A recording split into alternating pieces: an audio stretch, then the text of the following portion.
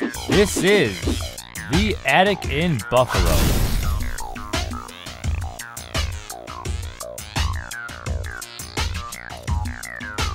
February 2015. With featured musician Savannah King. Featured DJ Miosi. Featured comedian Mark Walton. Featured poet Ben Brindise. Featured artist Nick D'Angelo.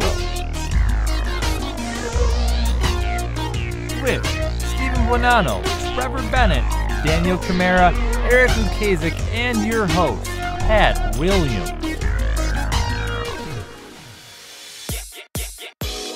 Hello everyone, I'm Pat Williams, and welcome to The Attic in Buffalo, a show that spotlights the talent and creativity of musicians, comedians, poets, and artists of all kinds. Buffalo is a major producer of creative people, and it's a city with a lot to offer. The featured DJ on this month's episode, Miosi.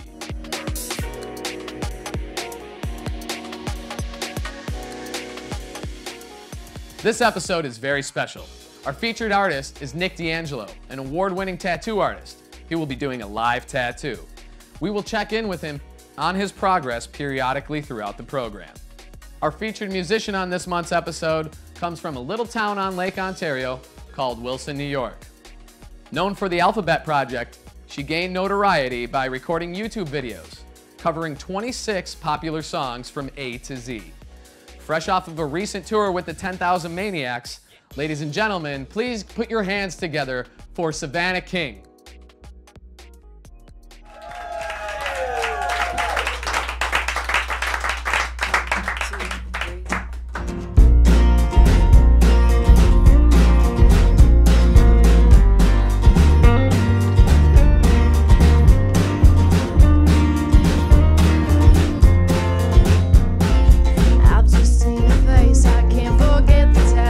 Place where we just met, she's just a girl for me.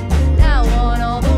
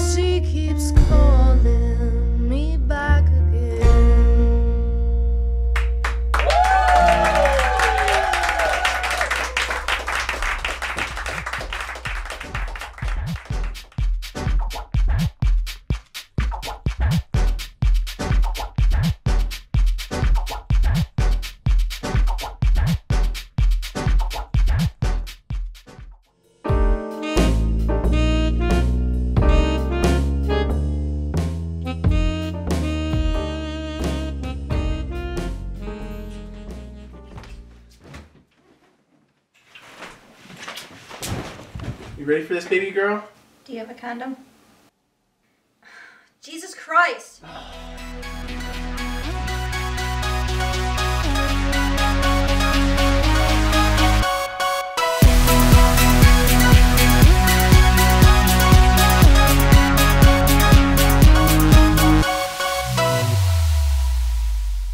Thank you, Jesus.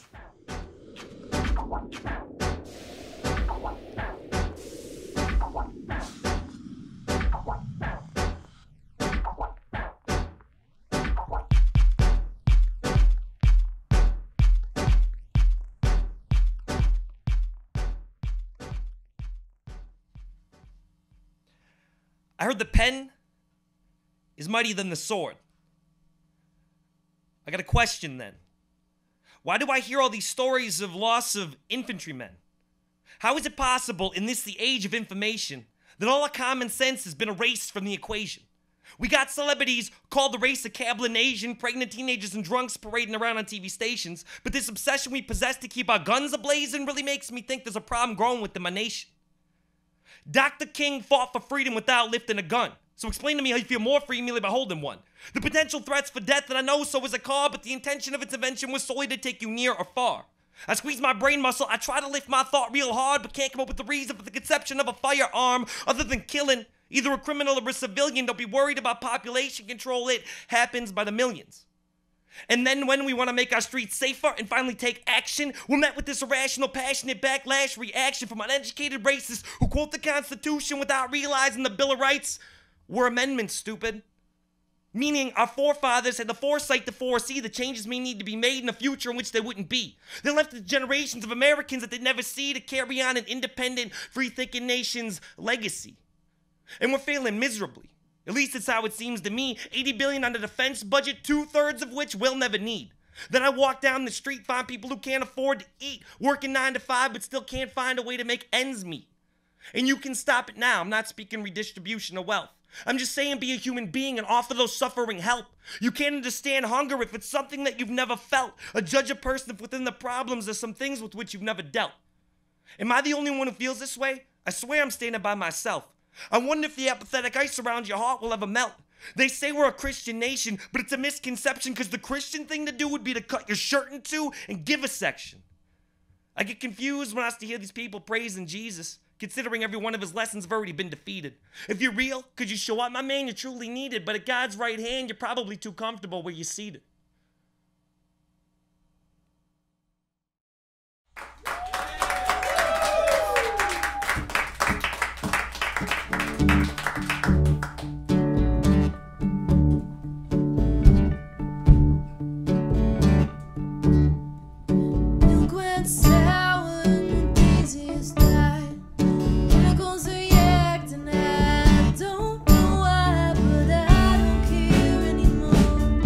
Like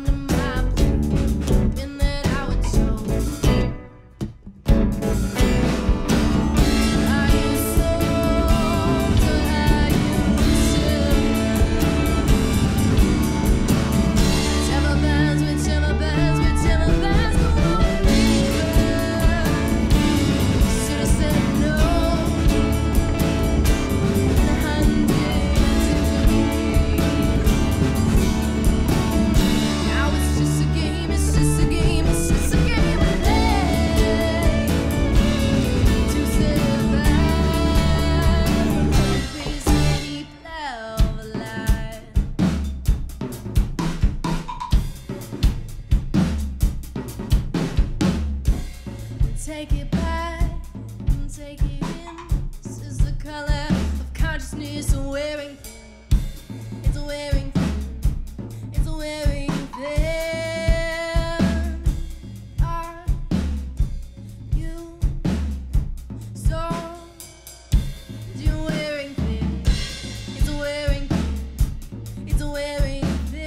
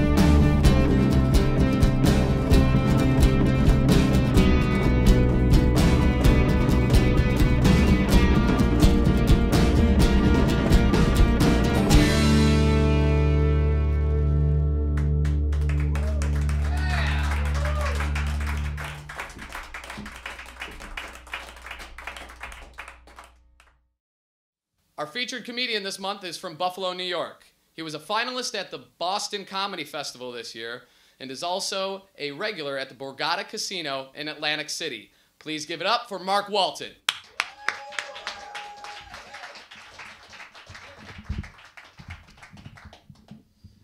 Not a big fan of the heat because of my weight. To be honest, I'm not really a big fan of the cold either. I've recently come to the realization that my comfortability with temperature is about the same as it is with women. Like, I get really uncomfortable if it's under 18 or over 72. Then, like, single digits of the 90s, I'm just disgusted. It always makes me chuckle whenever I hear somebody say the word creepy. Because, like, everybody knows it's pronounced crepe, right? Like, I just want to take those people out to brunch so I can hear them be like, oh, I'll have the creepy with the strawberries and the whipped cream. You're like, okay, buddy, it's pronounced creepy. All right, that's great. I never understood why history books didn't spend more time talking about the first 9 Malcolms that came before Malcolm X. I feel like they really got shafted in the whole grand scheme of things. Just like to take a quick survey, show of hands. How many people have ever run out of gas before while driving?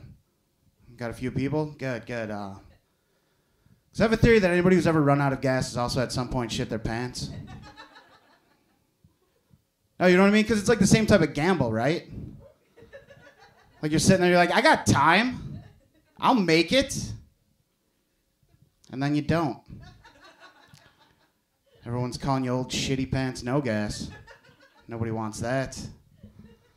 I made a huge mistake the other day. I wasn't paying attention to my breathing when I was eating a powdered donut. Those things are sneaky, right? Like they prey on your instinct to inhale when you take a bite of something, then they just fire that confectionery sugar at your bronchial tubes like little ninja stars. Then I'm sitting in the middle of a Tim Hortons coughing. I look like I don't know how to eat a donut. I can hear people behind me whisper, and they're like, how did he get so fat if he doesn't know how to eat a donut? I grew up in a really redneck family. Like, I got my first 12-gauge shotgun when I was 12 years old. I switched over to straight skull when I was 13 because my dad said flavors were for girls. It was that kind of redneck family. But it was weird because then, like, I grew up and I got, like, a math degree and I didn't become a redneck like everybody else in my family, which I never really understood why. Until one day I was thinking about it and realized that the reason I couldn't be a redneck was because I don't have a neck, which was kind of a sad day. It's a sad day when you realize you have 2 chins and no neck. And I don't have dandruff, but I use Head & Shoulder shampoo because I think it's more appropriate.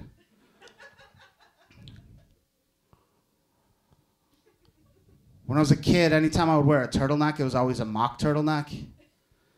Because every time I wore a turtleneck, I got mocked because I didn't have a neck. I've never had a hickey. I've also never owned a scarf or a necklace. How ridiculous is that I can't wear a necklace because I'm necklace?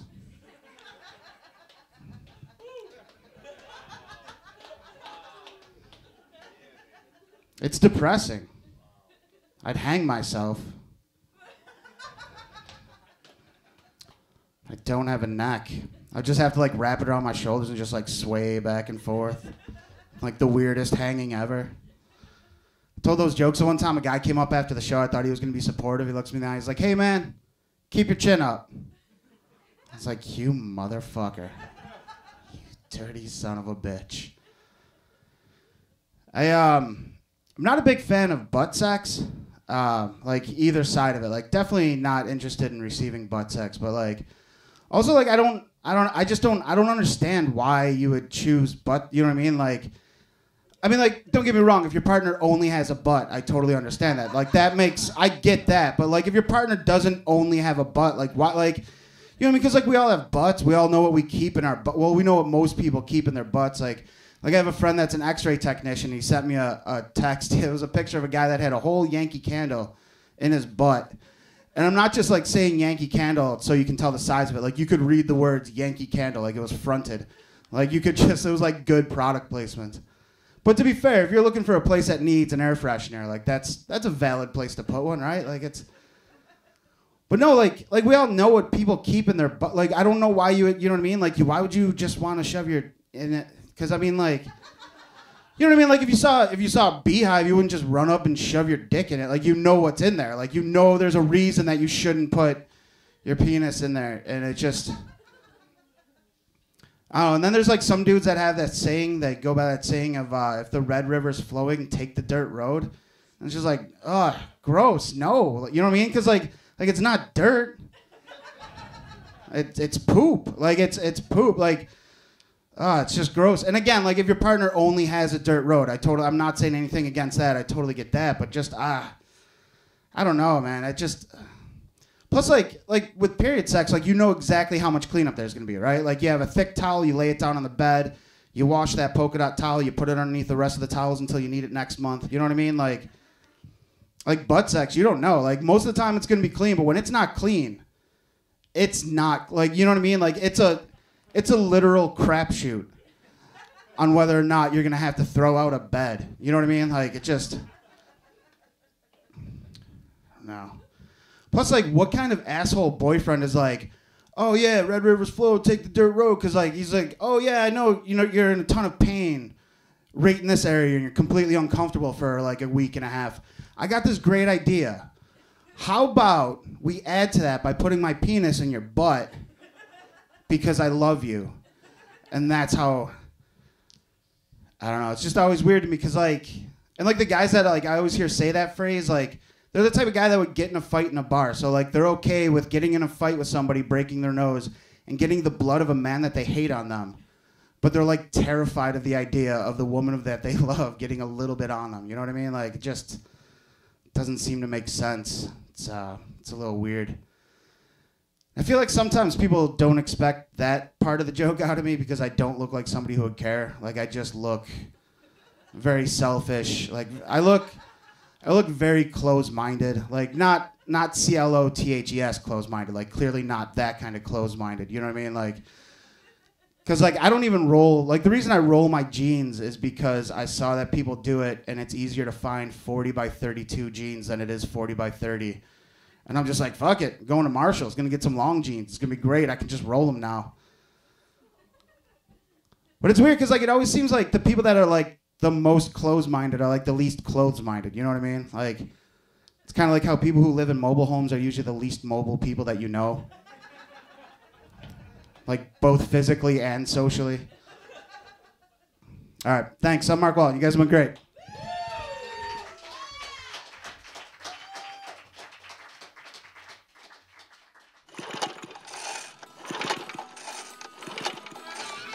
Fuck you, goddamn snow devil!